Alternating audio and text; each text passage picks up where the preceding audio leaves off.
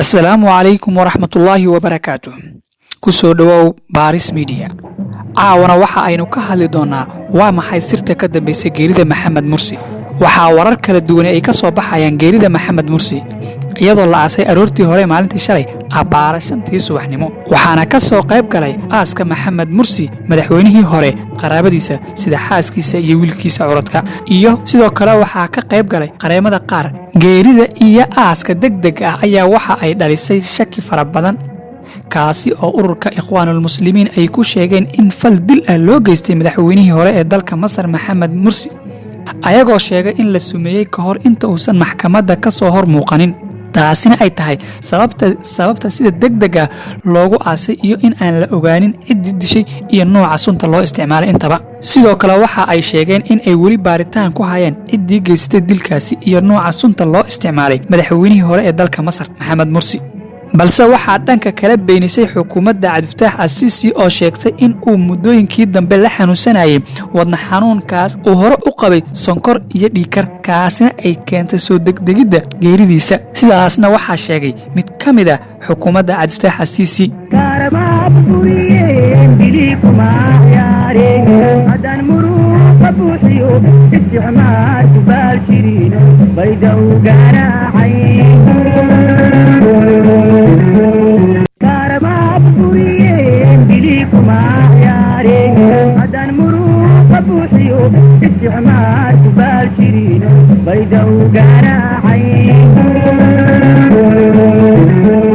dilka loo geystay Maxamed Mursi waxaa ka hadlay beesha caalamka sidoo kale waxaa ka hadlay xubnayaasha dalalka caalamka.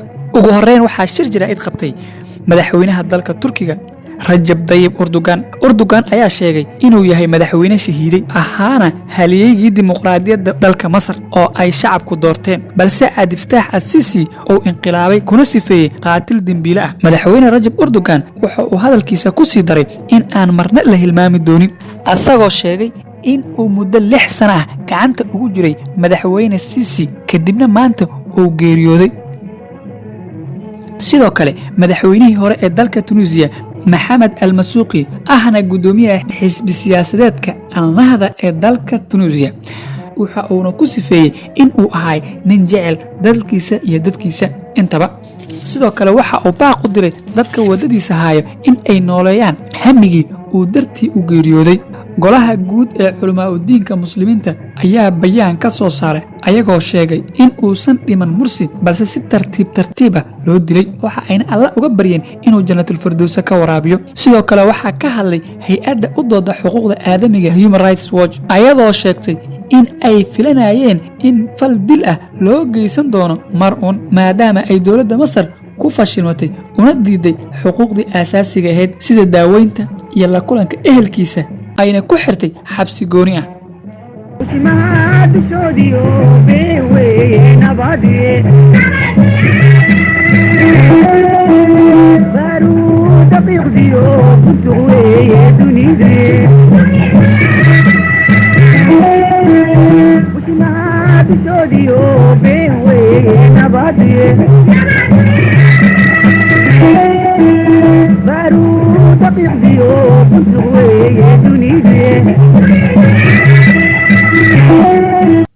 inta ayaynu ku soo gabagabaynaa caawa barnaamijkii aan kaga hadlaynay sirta ka dambeysay dilka Maxamed Mursi. sidoo kale waxa aynu kulanka xiga ku falanqayn doonaa Ikhwaanul Muslimiin iyo sida ay uga soo ifbixeen wadanka Masar. fadlan haddii aad ku cusub tahay channelka subscribe saar gambaleelkana taabo. mahadsanid.